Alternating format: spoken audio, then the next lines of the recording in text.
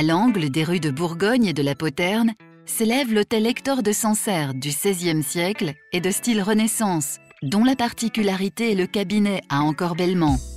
Seul le rez-de-chaussée a été modifié pour accueillir un commerce.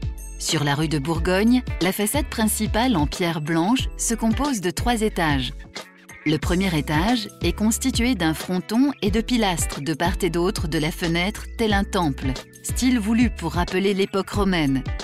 La façade, à gauche de la demeure, sur la rue de la Poterne, présente un mur très simple où s'accroche un cabinet à encorbellement, c'est-à-dire une partie de maison en avancée sur la façade.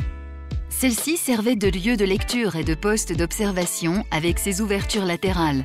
C'est par une porte située rue de la Poterne que l'on accédait à une galerie à arcade ouverte sur une cour intérieure. La rue Parisis tient son nom de la porte Parisis qui se situait au nord et se trouvait dans la première enceinte de la ville, marquant la direction de Paris.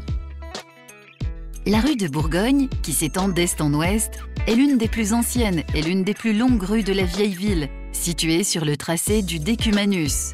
Axe routier est-ouest, axe principal au cœur de la vie économique de la ville. C'est par la porte Bourgogne que Jeanne d'Arc entra dans Orléans le 29 avril 1429, quand elle vint délivrer la ville. Cet épisode historique est célébré chaque année lors des traditionnelles fêtes de Jeanne d'Arc. Le quartier Bourgogne, c'est le cœur de la ville médiévale, quartier commerçant. Aujourd'hui, c'est l'un des quartiers les plus animés, avec ses nombreux bars et restaurants cosmopolites. À l'ouest de l'hôtel Hector de Sancerre se niche la place Saint-Pierre-en-Pont, qui accueille le temple protestant réalisé par l'architecte orléanais François-Narcisse Pagot, inauguré en 1839. On y découvre également la statue de Jean Calvin, dont l'illustre personnage a étudié le droit romain à Orléans de 1528 à 1533.